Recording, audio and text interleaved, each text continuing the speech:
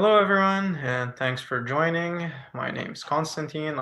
I'm the president of the Pre-Optometry Club. Today, we're going to be learning about Pacific University and their College of Optometry. We're going to have a formal presentation from Caitlin from the university, and then we're going to follow with a Q&A with a student at Pacific, which is a club alumni named Chandler. You might have seen her and interacted with her last term. So I'm just going to hand it over to Caitlin to go ahead with the presentation. Hiya, my name's Caitlin, and Konstantin, you're welcome to record this if you would like to send it to club members afterward, that's fine. So my name's Caitlin Biddulph. I'm the Assistant Director of Graduate Admissions here at Pacific, and I specifically work with the College of Optometry for the admissions for the Doctor of Optometry program, as well as our Master's and PhD program. So I have a bit of a presentation. Please feel free to ask questions along the way. If you have any, you're welcome to put them in the chat and we can go for there. And I'm sure there will be questions at the time for questions at the end as well. So briefly, I'm going to do a program overview. We're going to do a closer look at admissions and then questions. So one of the things that I always get is why Pacific? As you know, there's less than 25 optometry programs in the US, and honestly, you are going to get a good education at most all of them. So it's really important to talk about the ways that Pacific stands out. I think the biggest thing that you'll hear from our students is that it really is a student-centered collaborative environment. We have students on all of our standing committees. So on the admissions committee, we have students and they have the same, their vote it counts the same as my vote or any of the faculty. There are students on the curriculum committee, on the Dean's Council, the disciplinary committee.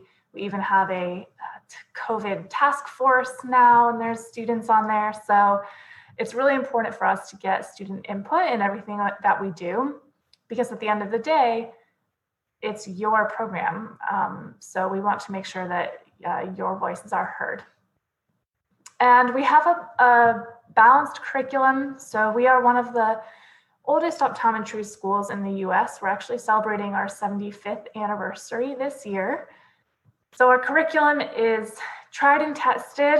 We are constantly trying to evolve and keep up to date with the changing nature of optometry. So as I said, we do have a curriculum committee that meets once a week.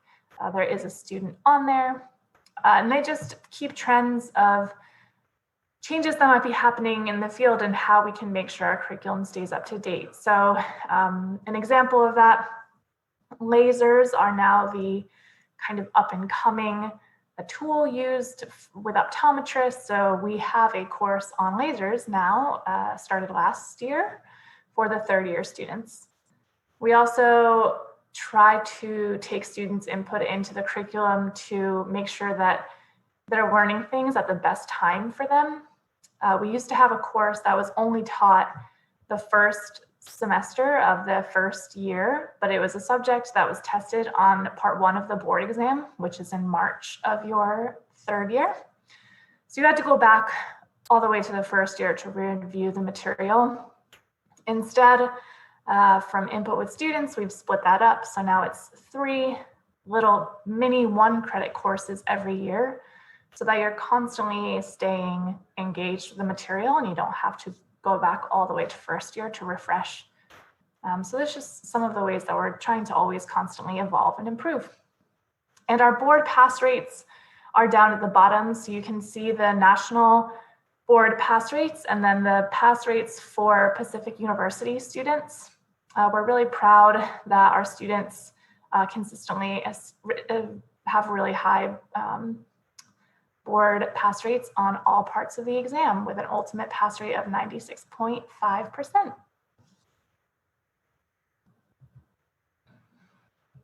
And as I said, there are students on every committee, there's also a ton of leadership opportunities here at Pacific. One of the things that we have an abundance of is student-led clubs. All of our clubs are student-led, so there will be presidents, vice presidents. We have a social media person. We have someone who's in charge of the ambassadors, and it's really a great opportunity for students to be involved in leadership opportunities in something that they're interested in. So, for example, we have, the ambassadors. We have a sports vision club, which focuses on sports vision. We have our most popular club is probably called Amigos. It's sometimes called VOSH at other institutions. It's our student-led service group. They completely run it. We go on about 8 trips per year, a number of them international, to provide outreach to communities who usually don't receive eye care. And it's really great. It's a fantastic opportunity for students to be involved in the process of, working with doctors in other countries and scheduling with clinics and seeing how different technology works or not different technology and how to schedule patients. It's an opportunity for them to really take the reins on. And then a final thing I'll mention, we do have some concurrent degree options at Pacific. So it's usually for students who are interested in research. You do have the ability to do a concurrent degree. So we have 3 options. There's a Master's of Science in Vision Science degree. There's a Master's in Education in Vision Function and Learning. So that's a joint degree where you take classes with the College of Optometry and the School of Education. And that's more geared if you're interested in pediatrics. And then the third one we have is an MBA degree, Master's of Business Administration. All 3 of those degrees you can start. Most students start them when they're second-year students, so about the first semester of their second year, and take classes part-time in the MS or master's programs to then be able to finish by the time they go off onto their 4th-year externships. So if you're really interested in research, it's a great opportunity. Even if you are not interested in doing one of our concurrent degrees, the really great thing about having these options and having students involved in research, we also have a PhD program, is we have access to cutting-edge state-of-the-art technology because of all of the research that is done at Pacific. And even if you're not in one of the programs, all of the students can utilize it. So it's a really neat opportunity for you to use some really fancy high-tech machines. And I'll talk a bit more about our eye clinics, because this is something I think that also sets us apart. Some institutions will have 1 large eye clinic. At Pacific, we have 6. So one of them is hosted in the College of Optometry in Forest Grove. That is one of our 2 flagship, our 2 biggest clinics. The other one is in downtown Portland. And then we have 3 different clinics spread out in between Forest Grove and Portland, so dotted in the cities along the way. There's one in Beaverton, one in Hillsborough, and one in Cornelius. The 6th clinic is our mobile eye van. So that's the picture that you see on the left. It is a giant bus. We have 2 full exam lanes and a waiting room in there. We have a 3rd lane that we can pull out to do exams when we're on outreach events. So I think the really nice thing about having a variety of clinics is that you see different patient populations at each of the different clinics. Our downtown Portland clinic, for example, because it is in a large city, you have a wide variety of patients that you see there. Our Beaverton clinic is the picture that you see on the right of your screen. This is probably our clinic that looks most like private practice-y. This clinic is in a area right near Nike. So the Nike World headquarters are in Beaverton. So we get a lot of Nike and Intel employees. Intel is also in Hillsborough at this clinic and the Hillsborough clinic. And then the Cornelius Clinic is pretty unique because we have an affiliation with Virginia Garcia, which is a nonprofit institution. That Cornelius Clinic has primarily Spanish-speaking patients. So we do have interpreters and translators on site, but a lot of faculty and students will say that they see pretty unique cases at that clinic because a lot of the patients have never been able to have an eye exam before. So it's a pretty unique experience. We also have a Spanish for optometrists elective. So if you're interested in being able to conduct an eye exam in Spanish, we do have an elective where you by no means will be fluent in Spanish at the end, but you should be able to get through a routine eye exam at the end of the lecture.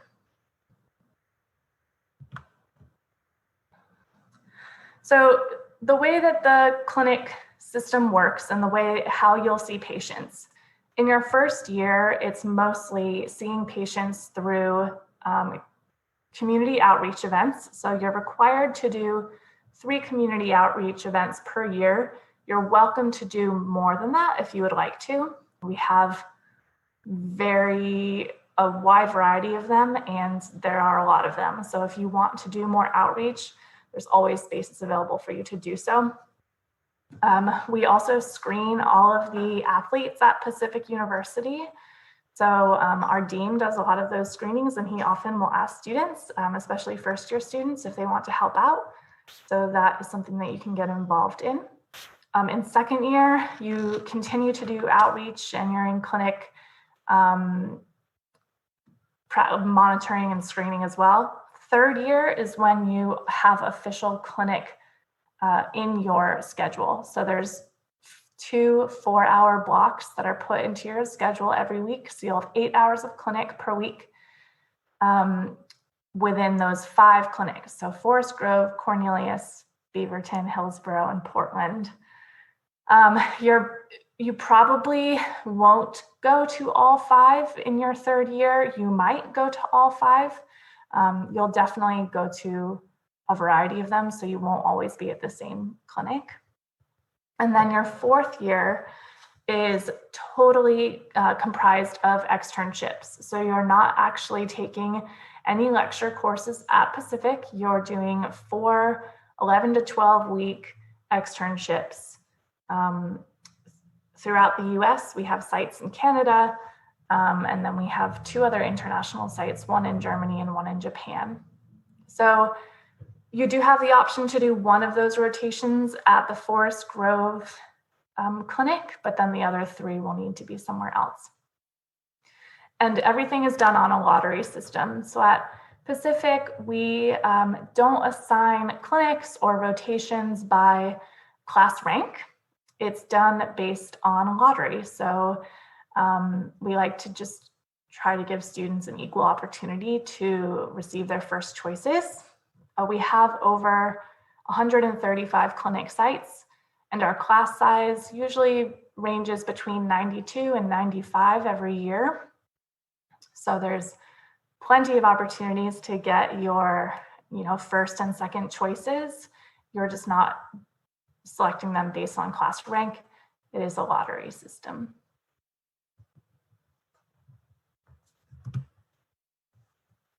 And if you haven't been to Oregon, we are located in Forest Grove, so it's definitely a small town. We are about 30 miles west of Portland. I think the really nice thing about Forest Grove is that we're kind of situated in the middle of the coast, and Portland to our south, there's a bunch of wineries, there's tons of mountains and trails to go hiking on. If you're interested in skiing, there's year-round skiing available or snowboarding at Mount Hood. So we find that there's kind of something for everyone here. Forest Grove is a small town, so the benefit of that is the housing prices are relatively low. Students usually live with other optometry students, either in a shared house or shared apartments. We do also have housing on campus in apartment style dorms for graduate students, if that's something you're interested in. But I would say if you haven't been to Oregon and to the Portland, Forest Grove area, the two best things we're known for are the outdoor opportunities and the wide variety of food that we have to offer. So I'll get into some admissions stuff. This is our class of 2024 profile. So this is the class that just started in August. You can see our completed applications and the percentage of applicants that we interviewed and those who were admitted. The class averages, I can help with some of the abbreviations. The science BCP means biology, chemistry, and physics. So that GPA is 3.42. This is not something that you have to calculate. It's all done automatically on OptumCAS. So if you do submit your application, it will break down your GPA for you, and you can see it after you submit your application and your transcripts to OptumCAS. And then we also look at your cumulative GPA, which is the GPA over all of your credits. And then we also look at your last 45 semester credit GPA. The reason we look at this is roughly the last year and a half, 2 years, year of school. And we do acknowledge that some students, when they first go to college, the first year might be difficult. It might be a transition, it might be a struggle. So we do like to see either that your grades have remained fairly steady, or if they were weaker in the beginning, that they've at least improved towards the end, because that's a bit more indicative of what your academic capabilities would be once you're in graduate school. And then the last two numbers, those are the OAT scores. AA is an academic average. So our academic average was 330 and our total science was 320. We also do accept the GRE. Last year was the first year that we accepted the GRE, and not too many other schools were accepting it. So we don't have a ton of data, but I can tell you that the average GRE score was about 153 on both the verbal portion and the quantitative portion.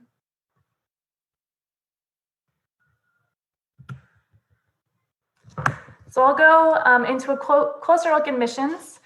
We at Pacific do rolling admissions, which means we are constantly evaluating applications throughout the academic year. So our application cycle for fall 2021 entry, it opened on July 1st, and our deadline is February 11th. So between now and February 11th, whenever applications are submitted, as soon as they're complete, there will be members of the admissions committee who will review them. We will then let you know if you have received an interview or not. After your interview, we will give you an admissions decision within 2 weeks. So sometimes the process can be fairly quick once the time you submit your application and receive your interview, and then interview with us and receive an admissions decision. We try to do things as quickly as possible because we know that waiting to hear back is a little bit stressful. So we try to review your applications within 2 weeks after they're complete. And then we will give you a decision within 2 weeks of your interview day. And we also do a holistic evaluation. So every school is different. For us, the whole part of your application is really important. We do not have GPA or OAT or GRE minimums.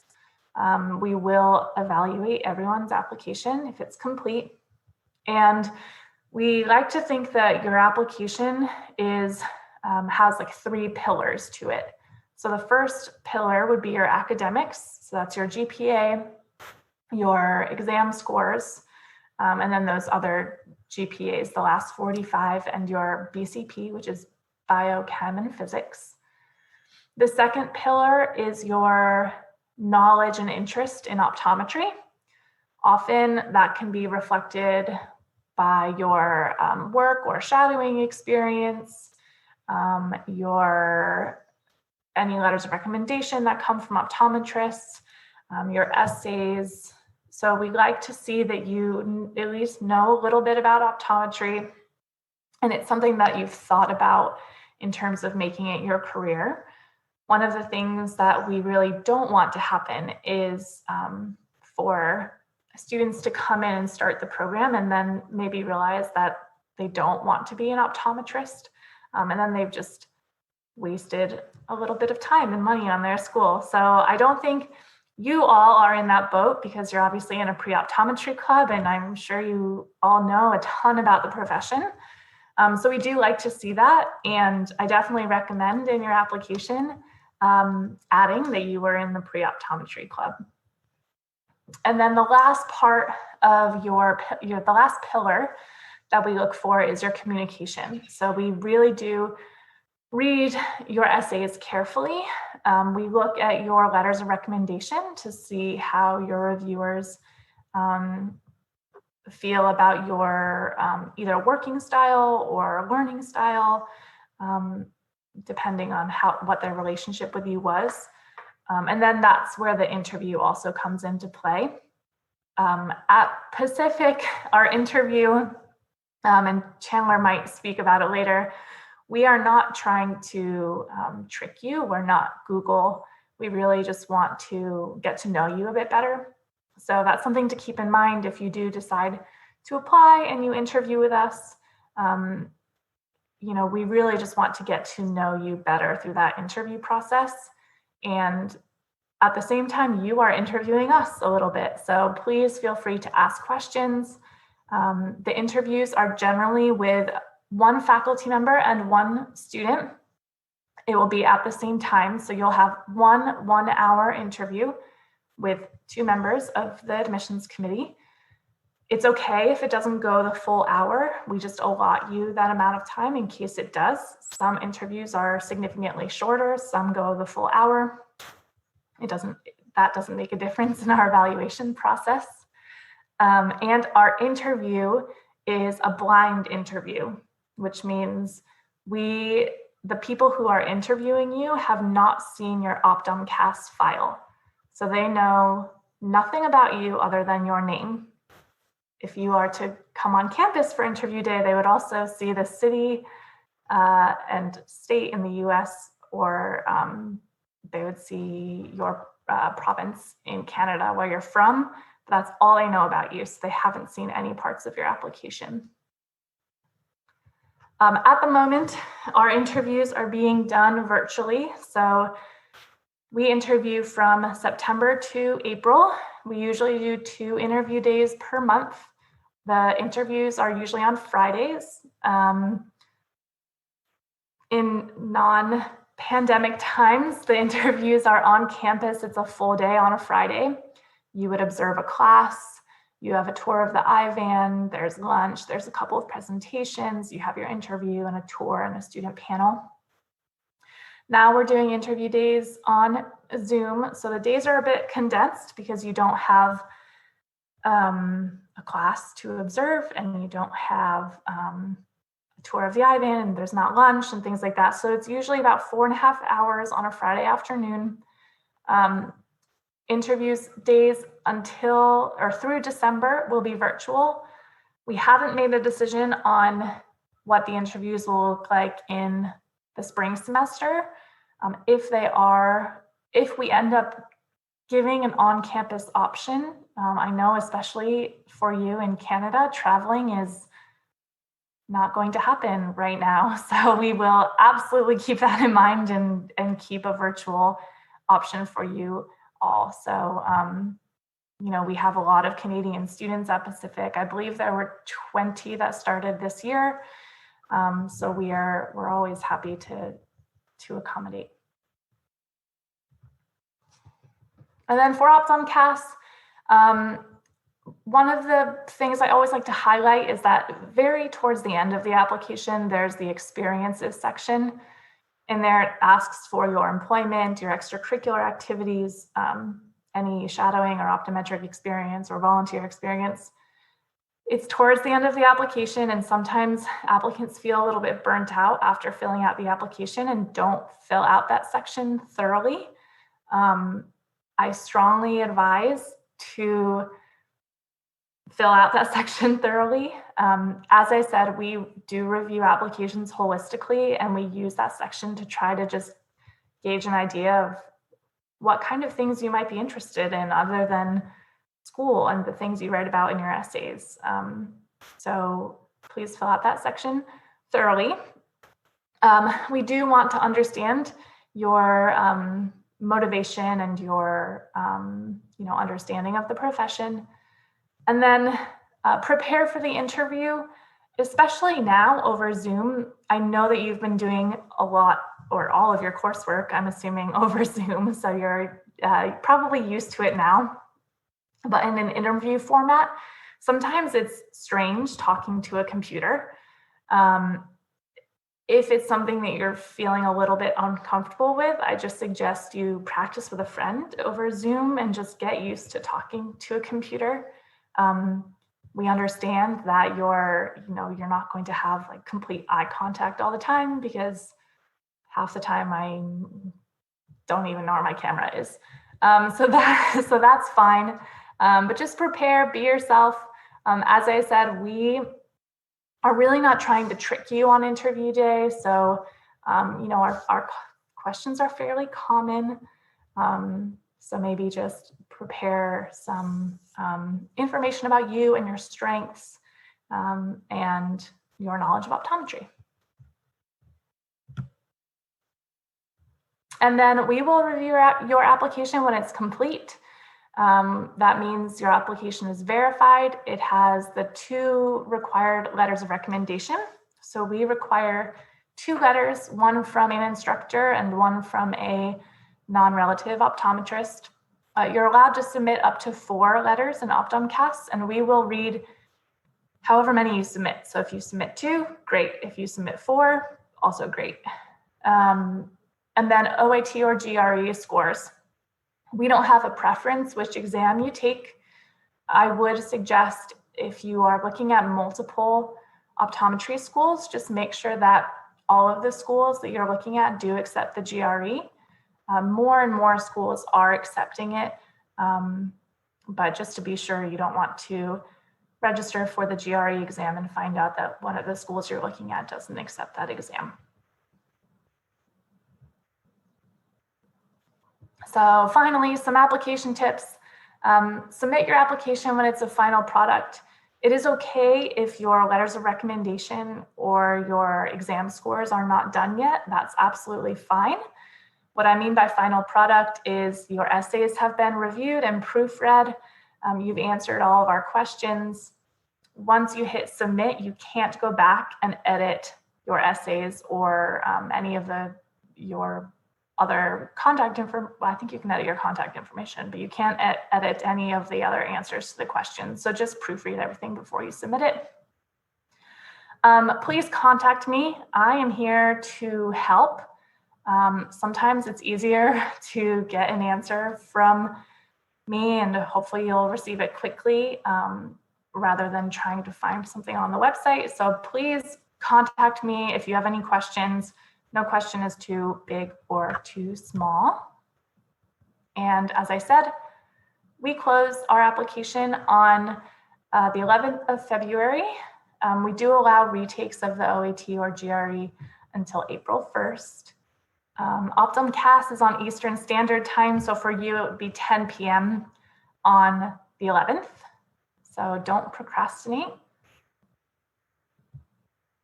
And what can you do now? If you have any questions about your prerequisites, please feel free to submit a unofficial prerequisite worksheet to me. It's on our website, but I can also email it out to you after this presentation, so you have the link. I know I get a lot of questions from Canadian applicants because some of your courses don't have labs. 9 times out of 10, when you ask, I say, yes, that's absolutely fine. We have had a lot of applicants from the University of Alberta, and Chandler will speak to you.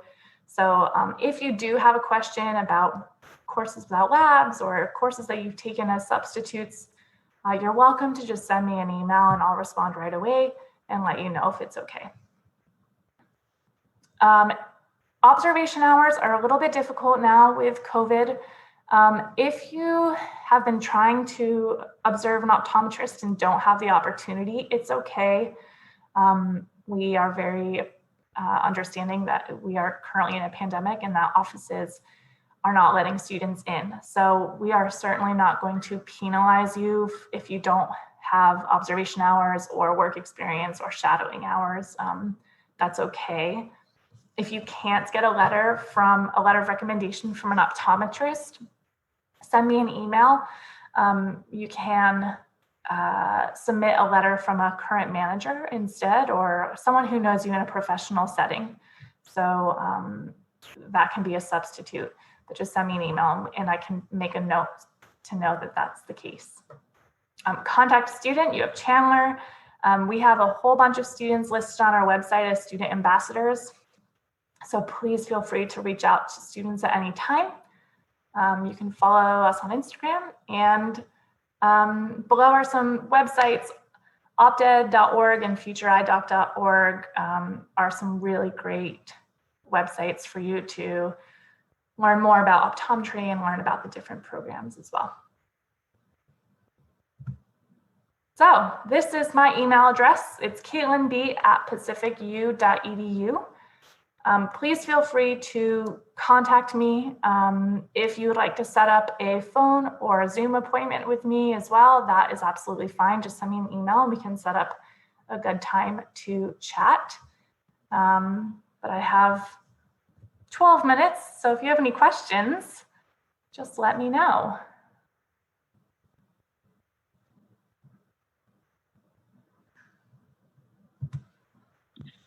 Do you have any financial considerations for Canadian students or any good scholarship opportunities? Yes, so we have all of our incoming student scholarships are awarded in the spring. So depending on when you apply, you might not know right away if you've received an incoming student scholarship. We allocate them in the spring, kind of in our effort to be fair with all of the applicants that apply. There's no separate application. So for a scholarship, if you deposit at Pacific, you are automatically entered in the pool to potentially receive a scholarship. And we do have a number of scholarships that are just for Canadian students. We also have a financial aid advisor. Her name is Lisa, who works with all of our students. She works closely with myself and our Assistant Director of International Student Services. Lisa has some really great resources on ways for Canadian students to get loans. And our international student advisor will be the one who guides you through the process of making sure you have all the documents for your I-20, answering any questions about any of those documents, and then issuing you the I-20 so that you can come across the border on as a student. Thank you. You're welcome. And I'll, before the next question, I know it briefly came up in the beginning. At the moment, Pacific is all lectures are online and our labs are actually in person. So we've dropped our lab sections down. They used to be a maximum of 18 students. Now they're a maximum of 8, I believe. And usually all of the lab sections were mixed, so you wouldn't have all of your labs with the same people. Now we've created lab pods. So we actually surveyed all of the students on if they were living with any other students, they're in the same pod. And all of your labs are with that same group of people, just to try to keep everyone as isolated as we can. We have full PPE. We provide masks, gloves, gowns, face shields, so much hand sanitizer. And then every time you come to campus, you do need to fill out a survey. We take your temperature when you come into the building. The whole building is kind of blocked off with one-way hallways and one-way stairwells, and only College of Optometry students, staff, and faculty are allowed in Jefferson, which is our College of Optometry building. So we're being as safe as possible for all of our students.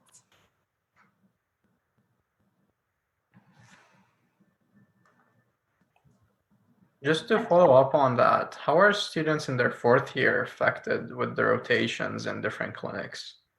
Great question. So the rotations were delayed. Usually they start in May. They were delayed. They started, I think it was like the 22nd or 23rd of June. So they were delayed about a month. It doesn't affect their clinic hours. So pretty much they are having no breaks in between their rotations.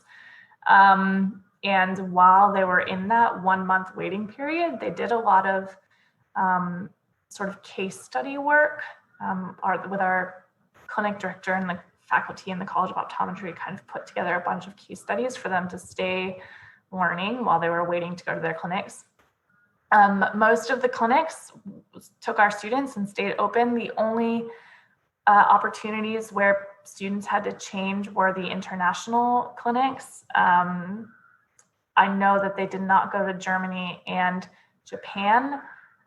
I don't know about the Canadian clinics, actually. I don't know if they went. I know in terms of border crossing, if you're a student, you're deemed an essential person and allowed to cross the border.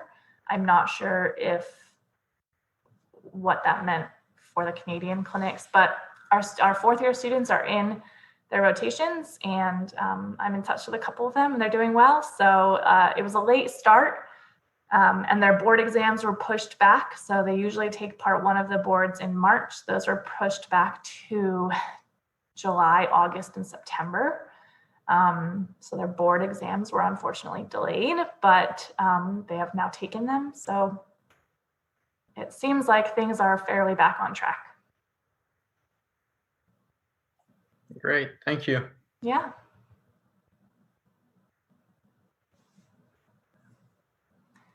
Anything else for me before Chandler joins you? I have a question about recommendation letters from professors. Is there something you guys like to usually see? I don't know if you would know, but because it's kind of harder now with school being online and stuff to establish those relationships, whereas in first year I was always going to their office hours and bugging my prof. So is there anything you guys like to see now? Yeah, and it's so for us, we don't have a preference if it's from what class it was taken. I know some optometry programs like to have letters of recommendation from science professors. For us, it can be anyone. What we like to see, and I know it's a lot harder now because classes are online, but we like the instructor letter because it just lets us know a positive letter of recommendation from an instructor basically reassures us that, yes, you will be a capable student in the program. When we are making our admissions decisions, the number one thing that we want to be sure about is that everyone who we admit will be successful in the program. What we don't want to happen is we don't want to admit someone who we don't think will be successful because we don't want to set anyone up to fail. We have a ton of resources for students if they, fail a midterm or fail an exam or fail a class. We have so many resources. We have a team that is there to help you get back on track. But our goal is to make sure that you can make it through the program successfully. So a positive letter from an instructor just helps solidify that. All letters of recommendation are different. Some are really long, and if you have a really good relationship with the professor, they will go into probably a lot of detail about how you asked great questions and you always came to office hours and things like that. Others, if they don't know you very well, but you did well in the class, some of them just comment on, this person always attended class. They received a grade of 90% and they asked good questions. So that's positive, even if it's not really long and detailed. So don't worry that letters might not be as personable because you have classes online. Again, we do understand that. We have our classes online as well. So, I would say if you think that an instructor knows you enough to give you a positive letter, that's really just what we're looking for. Perfect. Thank you. Yep.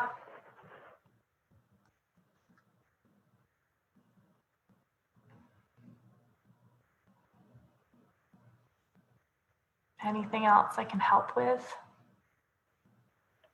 I think there's a question in the chat. That was there. Yeah.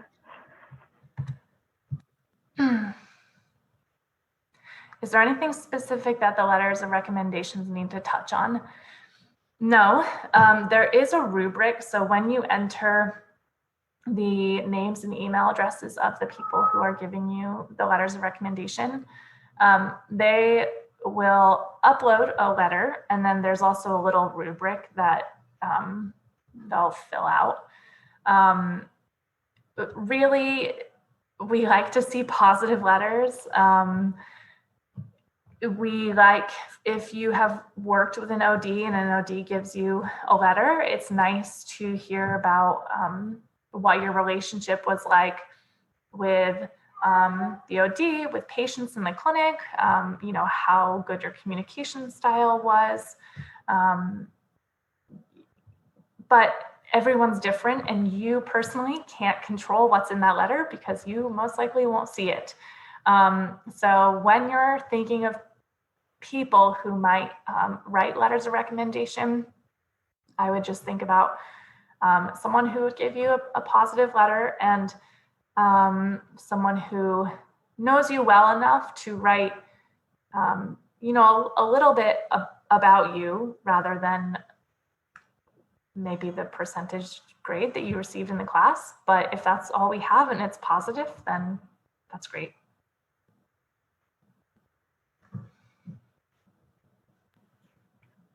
What does tuition look like for an international student? Yeah, so we are a private institution, so our tuition doesn't differ for in-state, out-of-state, international. This year, our tuition is, I think it's $43,020, $60, $43,000 roughly. The tuition remains the same over your 4 years, roughly the same. It is broken up slightly differently every year because in your first year, you have just fall and spring semesters. You have the summer off. Your second year, you have fall, spring, and then your third year actually starts that summer. So you're on campus the summer between your second and your third year. So that tuition is broken down into 3 payments or 3 chunks instead of 2. We do also offer payment plans, so you can break it down even smaller if you want to. And then in your 4th year, when you're in those 4 different externships, it's broken down into 4 parts. So you'll have less money to pay, but pay it more often. Thank you. Mm-hmm. Well, thank you very much for your time. If there's any further questions, we'll forward them to you. Perfect. And we'll be in touch.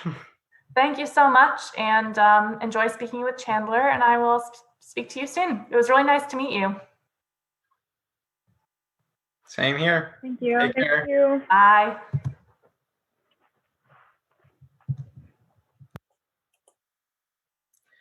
All right, for whoever is still with us, now we're gonna have an opportunity to speak with a first-year student at Pacific, which is also a club alumni. And Chandler, you can now open your mic, video, whatever you want to do. All right. Hi, everybody. As Constantine said, my name's Chandler.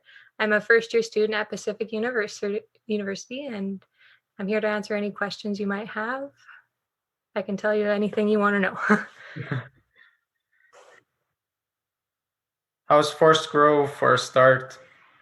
It's good. It's been really nice so far. It's been hot here, though, so it's still in the mid-20s. And it's the middle of October. I'm just not used to that. I'm used to the fall being like almost mid-September, leaves are falling, right? But the leaves on the trees are still green here, and I'm just like, I want fall. I want it to be fall now. But yeah, I'm enjoying it. It's definitely a nice little city. Everything's basically in walking distance, which is awesome because I didn't bring a car. So I just walk to school. It's only 15 minutes. So yeah, that's always an option if you're thinking about that. So are you living on campus or are you living off campus then? So I live off campus, just in like an apartment area.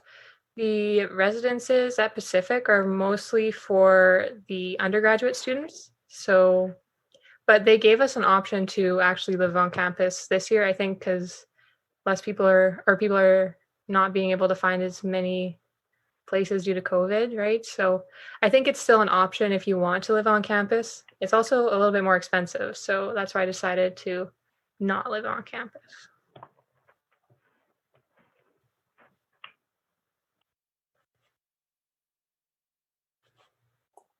How are the classes, and are you doing anything optometry related?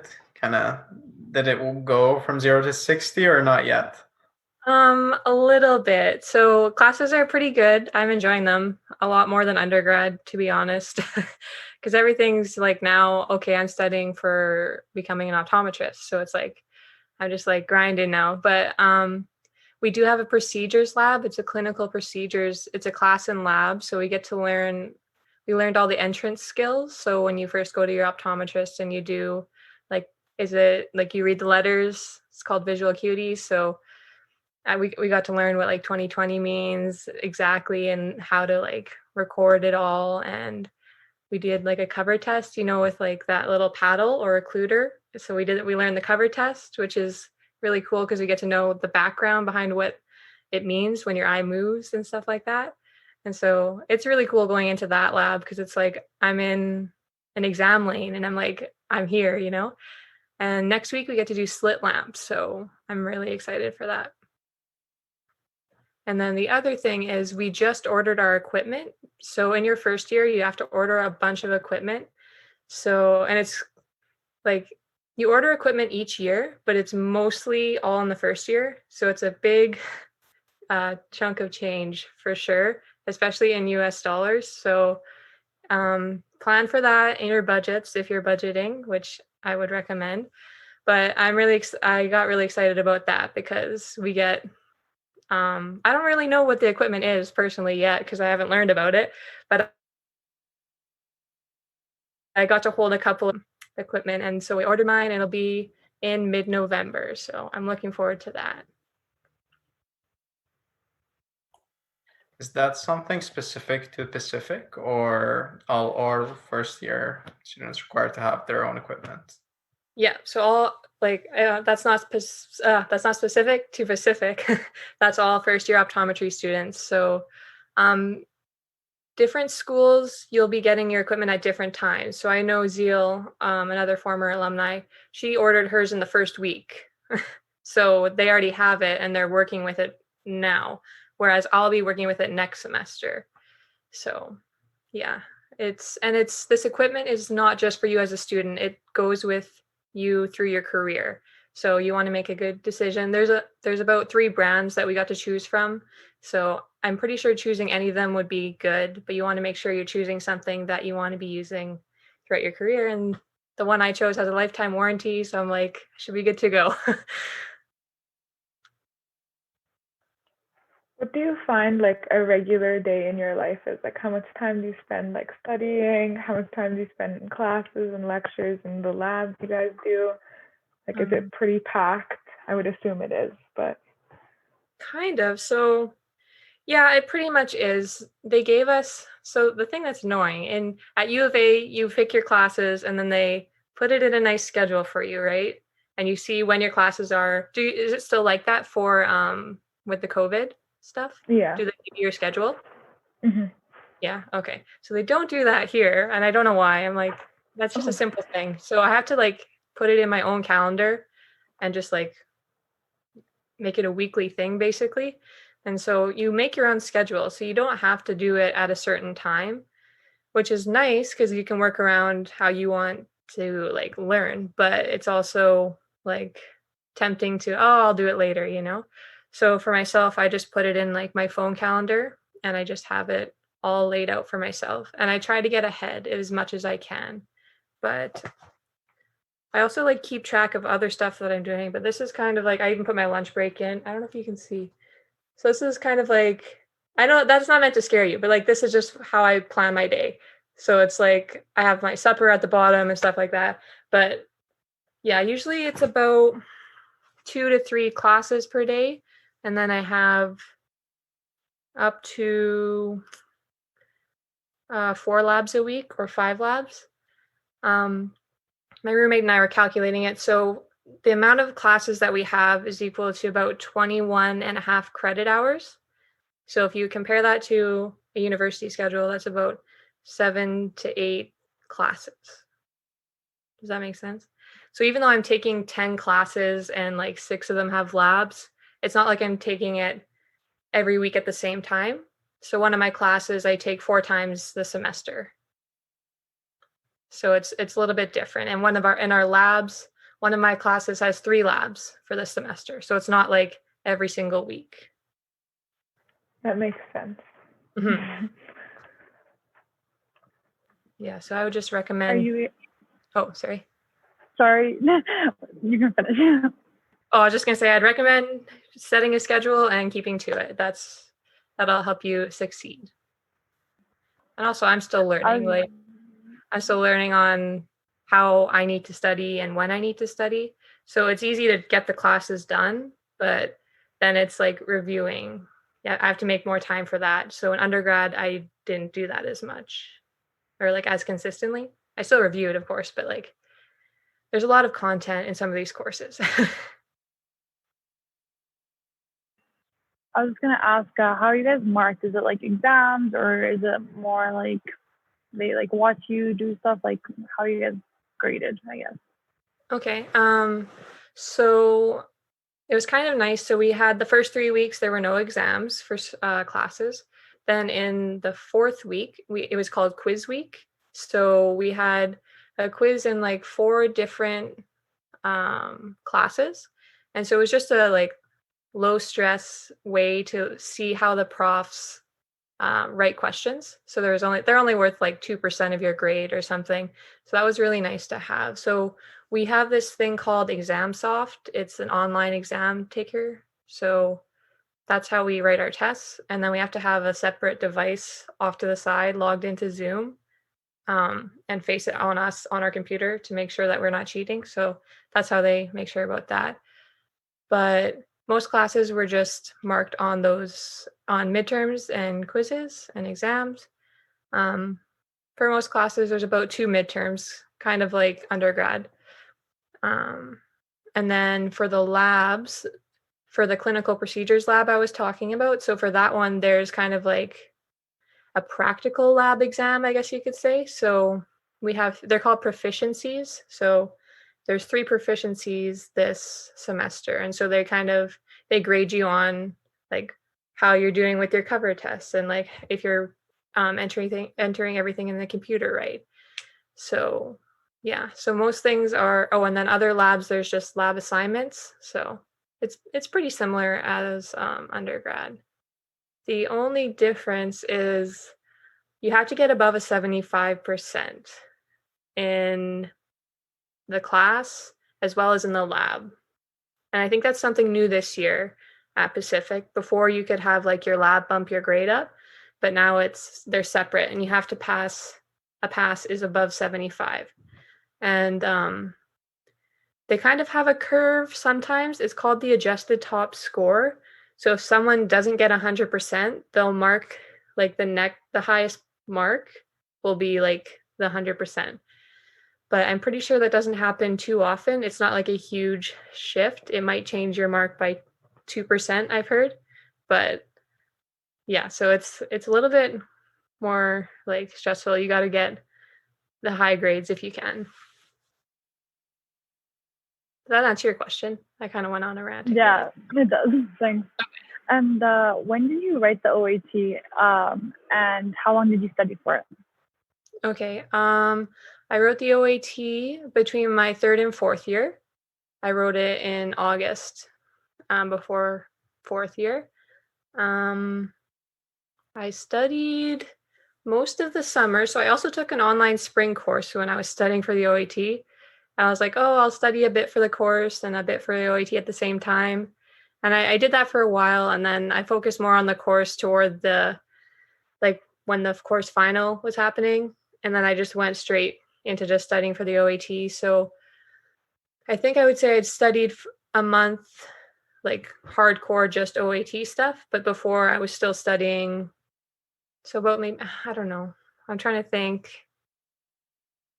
Just like a few months. So 3 months maybe total.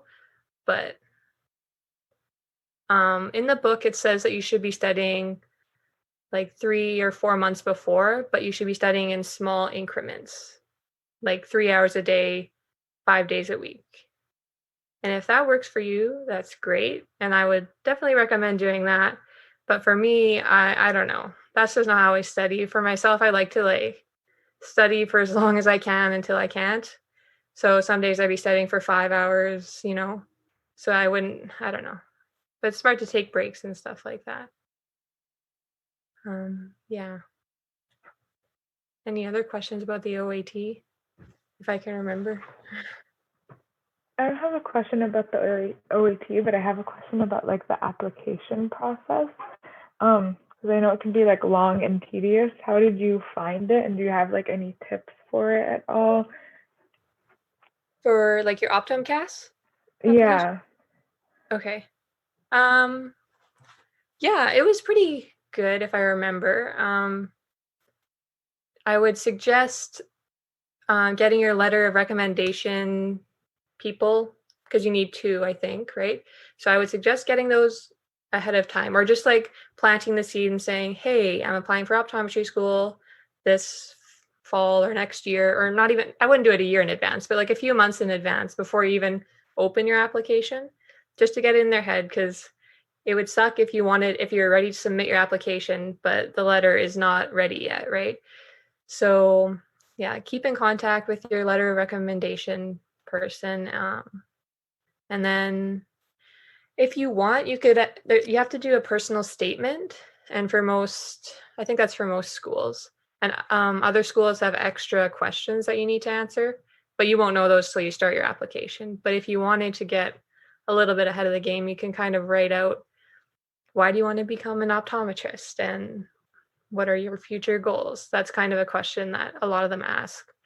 And for myself, I didn't do it until it opened, and it was fine. It didn't take me that long to write because I knew I wanted to be an optometrist. So what else? The tedious process is entering your transcripts. So you have to scan in your transcripts and like upload it, I'm pretty sure, as a PDF. But you also need to enter in all your grades and how many credits they're worth as well at the same time. So that takes a little bit of time, but it's not bad. And I think that's it. Yeah. Thanks. No problem.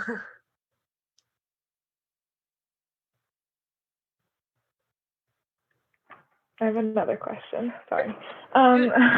So when you were like moving there, because you said you live with someone else, is this person that you're living with also in the program? And how did you get to know them so you could arrange like living together? Yeah, that's a great question. So when I got accepted at Pacific, they have a class of 2024 Facebook page. So that's where all of my fellow classmates are in, as well as some upperclassmen. I'm not sure if other optometry schools do that. I would assume they might do something like that because it was very helpful.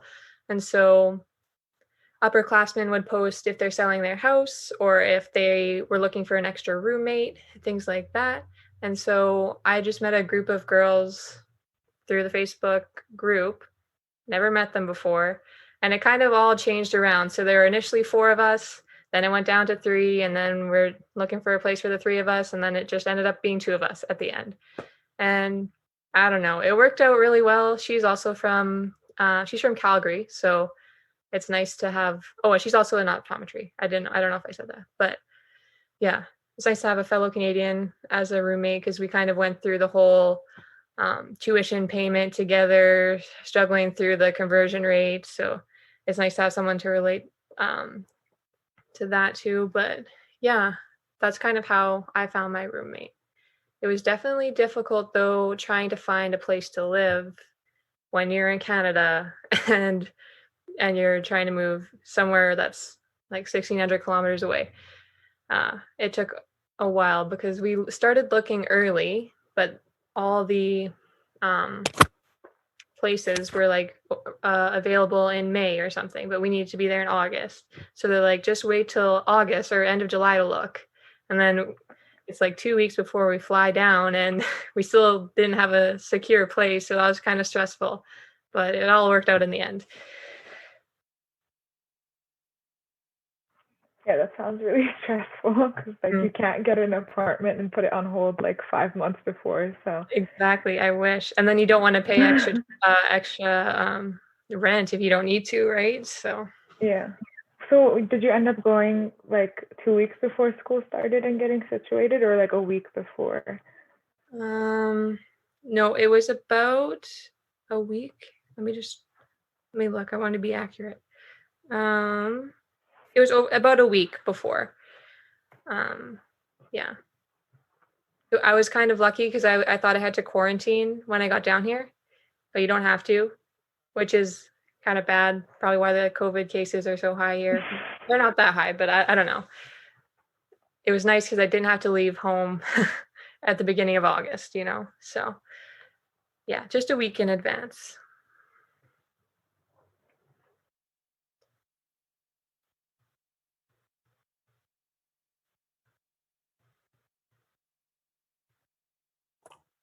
How is student life and student-led clubs? Is it all virtual? Yeah, right now it is. So we had this meeting called the Fall Assembly where all the clubs kind of presented.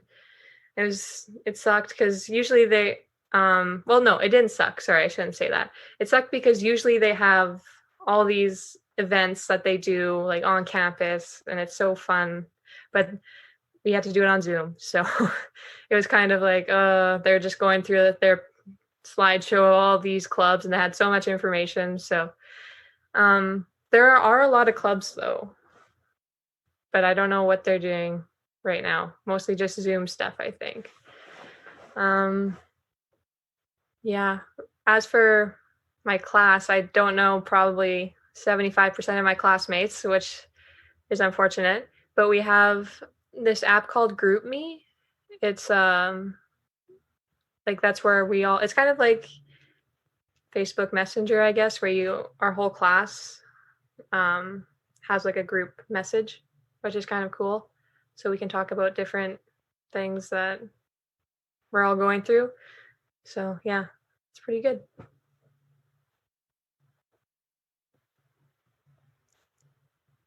There's also a meme group chat and they put memes up before every exam and it's pretty funny. They're all optometry related, like they make the memes. So it's relatable to the class. I think it's funny.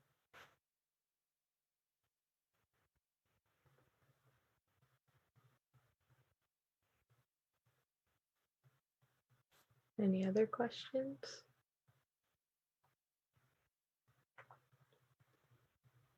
Are you guys interested in like what kind of classes I'm taking or?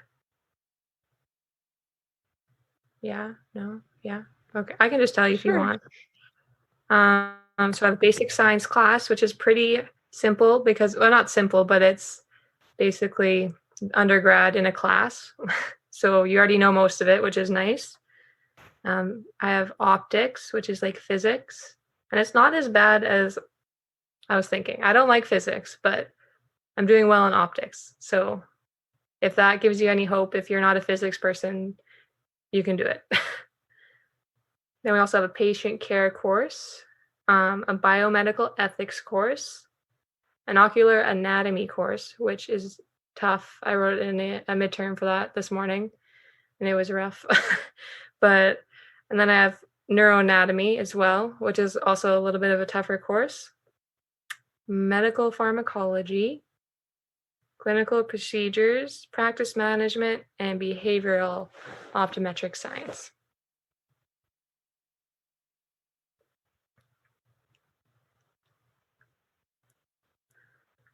Okay, so there's a question in the chat asking if the classes are all focused on optometry. Yes, they're all focused on optometry. And so our schedules are basically laid out. So you know how in nursing, they basically give you your schedule and they're like, here you go.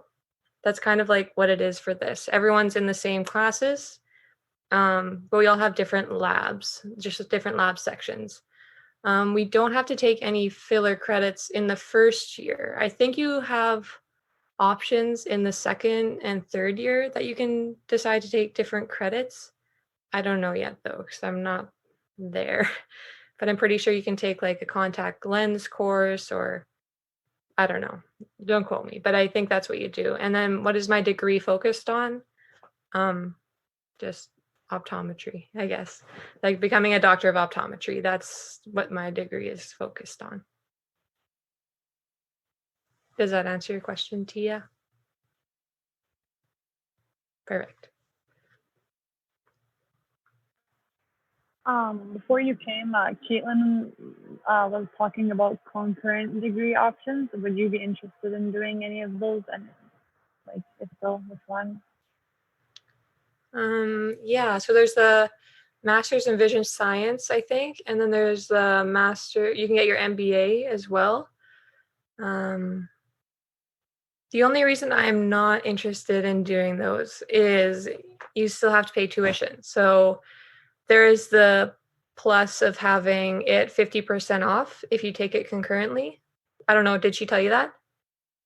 No? Okay, so if you, when you're taking your OD degree, basically, if you take a master's concurrently, so at the same time, like master's in vision science, you get 50% off the tuition of the master's program, not the OD. Because at first I thought it was the OD and I was like, hell yeah, why wouldn't anyone do this, right? But no, it's just the master's, you get 50% off tuition. And so that's still like 20 grand that you're going to add to your student loans, your student lines of credit. And I'd rather not be in debt for the rest of my life just to have another degree. That's just my thing. But I've heard a lot of people, or not a lot of people, when I was there for my interview, the one girl was doing her master's in vision science and she was really enjoying it. So if you're really interested in research and something like that, that would be good. And also for the MBA, that would be good as well if you wanted to run your own business once you get out.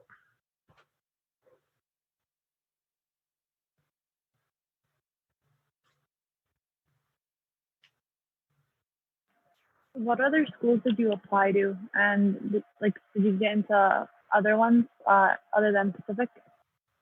So I applied to Pacific, ICO, Illinois College of Optometry in Chicago, New England College of Optometry in Boston, the one in Arizona, Midwestern University, and I also applied to Waterloo.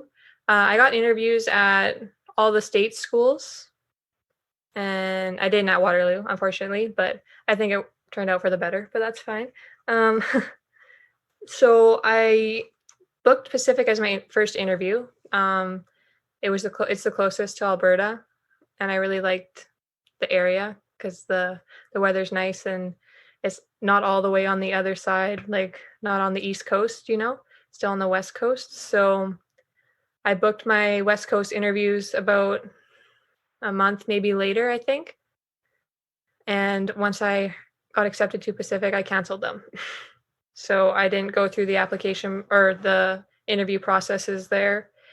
Personally, I didn't want to spend extra money on flights, and I already really enjoyed the atmosphere at Pacific. And I've heard that from other people that Pacific has a pretty rigorous interview process, and they felt that other schools were just trying to sell themselves to you rather than you sell like yourself why you should be there to them. So instead of going through that, I just decided to stick with Pacific.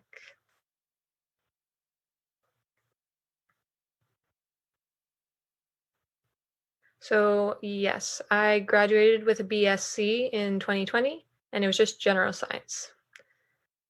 I know there's other people with arts degrees here, I think. Oh, wait, don't you need a BSc? I don't know. I thought someone said that they had a Bachelor of Arts, so, but they still fulfilled all the requirements, so.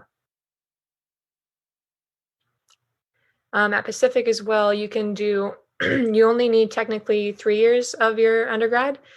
You can do, after your first year, you get a Bachelor of Vision Science though.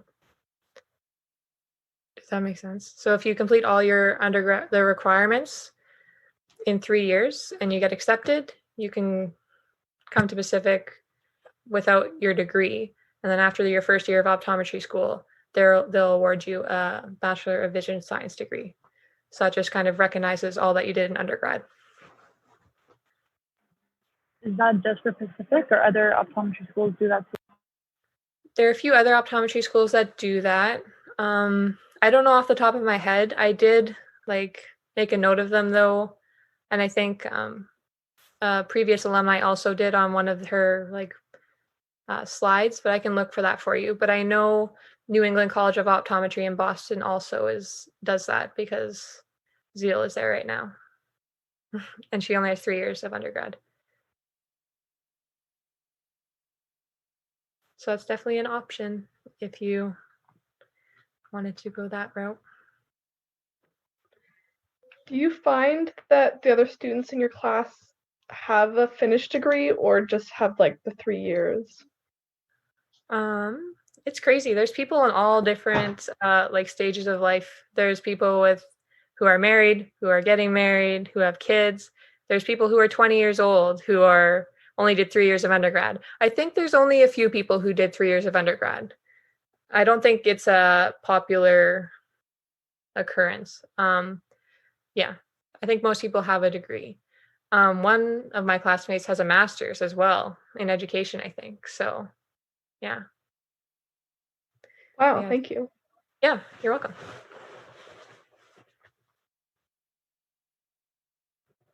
How have you been finding financing and stuff and budgeting and whatever? Because I know it can be very stressful. I know they charge Canadian and US students the same, but Yes. it's still a lot of money to be paying per semester and stuff. So how have you found that? Oh man, that sucked. I'm gonna be honest. So I had to have that all arranged before even coming down here. And for myself, I don't have I'm not rich. My family's not rich. So I'm relying on government student loans. So through Alberta and Canada, you still get student loans and you'll get more than you do for undergrad. But it's still not even close to enough. So I also have a student line of credit. Oh yeah, the grant comes with that as well. Or I think it's the low income grant, right?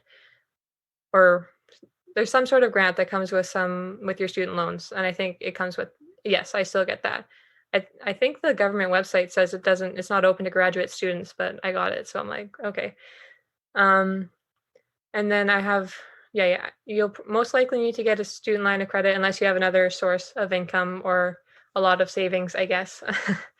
But yeah, I actually got 2 student lines of credit, which is a lot. but it's going to be a lot over the 4 years because you have to consider also living expenses. So yeah, I made a spreadsheet to help myself like organize that and know how much I needed in total.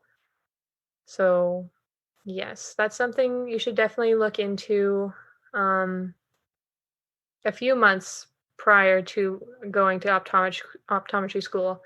I kind of left it. Well, it kind of sucked because I started looking into it in January, but then COVID happened and it was just like slipped my mind. Not slipped my mind, but it like kind of went on the back burner. So yeah, I would try and get that sorted out a little bit earlier, like a month before you go at least, or a month or two. With getting like a student line of credit, did you find that they were like really helpful and stuff at the bank? And do you mind me asking what bank you went through, or if you found one better than the other, if you did like research on them? Yeah, I did do some research. No, they weren't very helpful. Like it was pretty unfortunate, but you need to have a co-signer. So that's another thing to think about. So I have an uncle who has who has no mortgage on his house. So I got him to co-sign for me because I don't know. That's kind of just how it works. So it's unfortunate because in Canada, you can get a lot of money if you're going to a Canadian school. But if you're an international student, they'll give you less money. So how does that make sense? Because it costs 4 times as much to go to school here in the States. So, and they're going to give you less. So that sucked. So through Scotiabank, that's who I normally bank with. They gave me a max of $100,000 over 4 years. So that's not a lot. That's not enough. That's like 1 year. And so I went through TD as well. So they were able to give me a little bit more, I think. I forget the number, but so I'm trying to use the loans first and then leave the student lines of credit for when I absolutely need them. Because once you use money out of your line of credit, then you start paying interest. So right now, my first year, it's fine because I'm not taking that much money out. So my interest is not as high. I never took any economics classes, but that's what I've learned. Does that answer your question? Yeah, thanks for sharing, because I know it's kind of like a tough thing, and I don't understand how they give less to international students when there's like only 2 optometry schools in Canada, and I'm pretty sure most of us don't speak French, so. Exactly. So yeah, I'd suggest trying to go maybe through your bank first. I don't know who you bank with, but like they have all your information, so it might be easier. But if you need to, you can research the other banks as well. Thanks. Would you recommend like working for quite a few years before going into school, or like how do you kind of figure out your finances? Because I'm assuming you can't work down in the States since you're not an American citizen. So like, do you plan on staying there the entire year, or are you coming back to Canada in the summer? Like, how does that work? Yeah, so as a Canadian student, I technically could work on campus only. Like I wouldn't be able to work off campus. That's illegal, I think, actually, and I would get like dismissed from the program. So that's not worth it. I'm not doing that personally because I don't know. There's time for it, but I don't want to make time, I think. I don't know. It's just like it's a lot if you're adding studying, classes, and then just living in general. It's a lot. Some people do it though. What was I going to say? I'm coming home for the summer for sure. So I'm going to try and work as much as I can next summer. But after that, I won't be coming home for the summer. So I don't know if you heard Caitlin say after your first year, you get the full summer off and then you do your second year. And as soon as second year ends, you're starting in your third year that summer. So you only get 1 summer off in optometry school. It's after the first year. Okay. Were you asking as well, like, would I recommend working? Oh, just for the money aspect, but like, I would definitely recommend working in an optometric clinic if you can as well. It has given me like a lot of like background, even though I didn't know exactly what was going on all the time. It's just like some of the lingo you hear and different things you learn in the clinic. It's really helped in a lot of my classes. And I felt that I was almost ahead of other students who maybe didn't have that experience. Because there's only so much shadowing can do. That's what I think.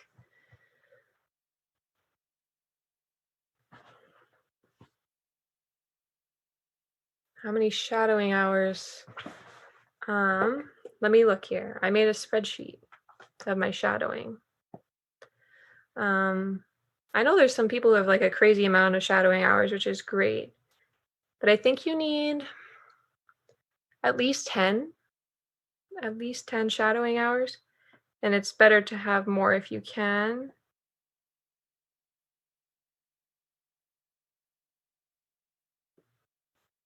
I think I had 18 shadowing hours on top of working for a year and a half in a clinic.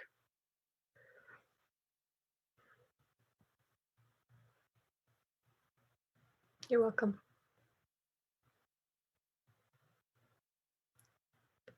What are your living expenses like for this year? My living expenses.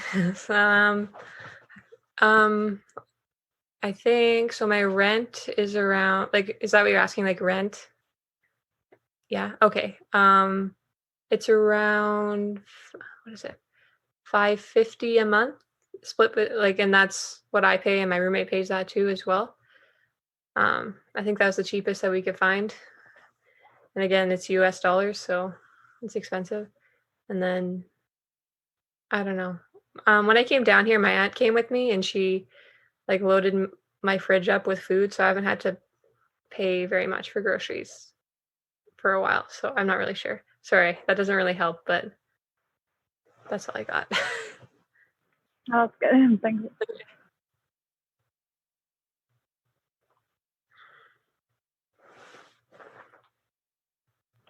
When you first moved in, did you also have to like bring like a bed and stuff with you, or was the apartment you got already like pre-furnished? Because I assume that's like a lot more that you have to pay as well.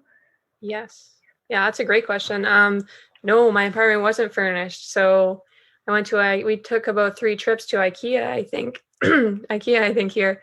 So yeah, I had to get all my stuff, like a bed and hangers, a microwave, like yeah, so that's another thing you'll want to add into your budget. Yeah, it was crazy. So my aunt and I came here 2 days before we were moving into my apartment, and we needed to make sure we had a bed on the day we moved into my apartment.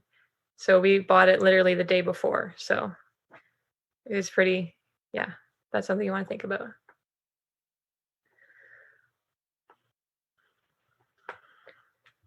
When you went down, did you drive or fly?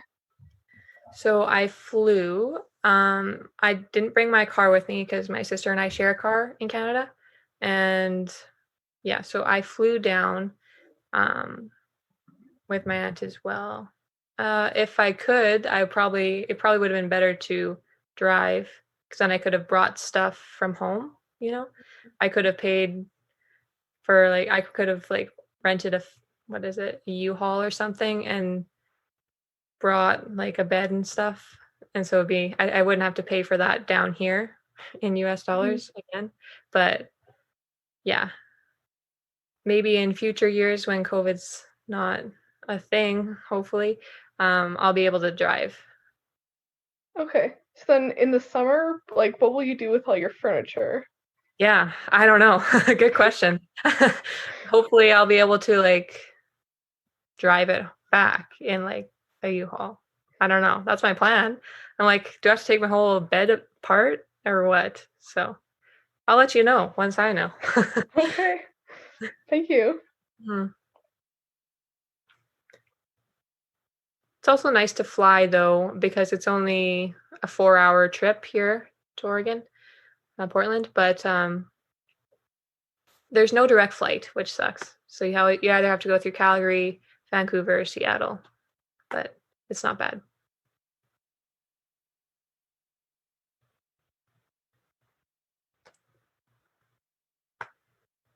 Are any of you applying this year? Or taking the OAT this year? No? Oh. Are any of you interested in Pacific when you do apply? Maybe? We'll see. You'll see.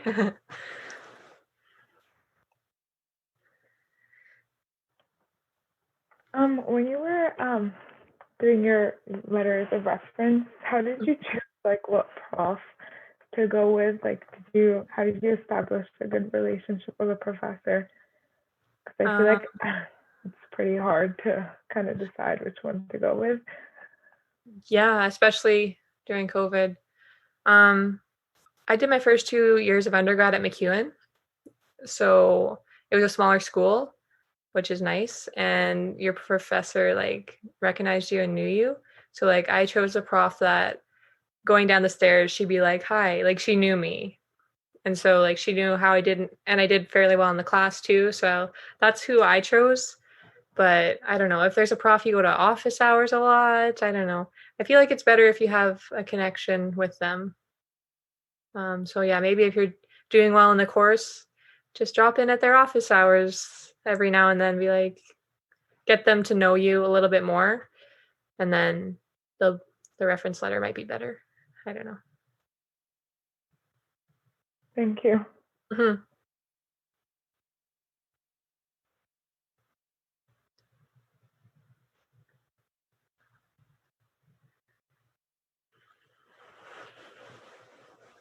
Okay, I have another question. How have you found like living? I forget what you said the town is called that the school is in. How's that area? Like, what are the people like? What's like? Have you gone out? What's it like there? Because it is COVID too, so things are a bit different. But generally, it's nice. Like, I live near, like, there's a like a trail kind of near where I live, and so I see people walking their dogs all the time, and I don't know, yeah, it's really nice. I really enjoy it. And people wear their masks here. It's not like people are like anti-mask, which is nice. The only thing that sucks is that like if I wanted to walk to Safeway, it'd be 30 minutes away from where I live for a walk, and I don't have a car, so usually I ask a classmate if they're going grocery shopping, I'll go with them. But yeah, it's very small town vibes. So it's nice though. I like it personally. I'm from a small town, but this is a little bit smaller, I feel like, than my town. is there like, it's a small town, so is there like public transportation or no? Yes, there is. Okay. I haven't taken it though, but yes. I don't know. No, yeah, it is. Okay, thanks.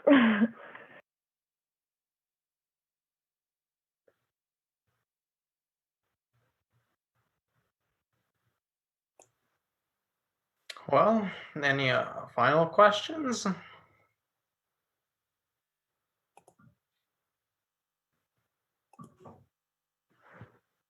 If anyone thinks of any and they email you, you can just email me if you want. Oh, should I put my email in the chat if you want to email me directly? Yeah, you could if you want to. And for anyone else who don't want to email Chandler directly, you can send a message to the club, and then we can reach out to our alumni network now. Yes. Okay, wait, I'll put my email in the chat. Great. I'll give you that one. I have my U Alberta one, but I watch this one more, so. Well, thank you for your time. Thanks for sharing, and we'll be in touch. Best of luck in your studies, financing, budgeting, moving. Hopefully get sorted out. Yeah, and good luck to you all too with COVID and online classes. I hope they're going well. Thank you. No problem. Thanks for answering all my questions. And So, Yeah, thank you. Yeah, you're welcome. If you have any, honestly, feel free to email me. I know I was the same I was in your shoes 2 years ago and I was like, I don't know what's going on, but now I do. So I can love to share my knowledge. thank you.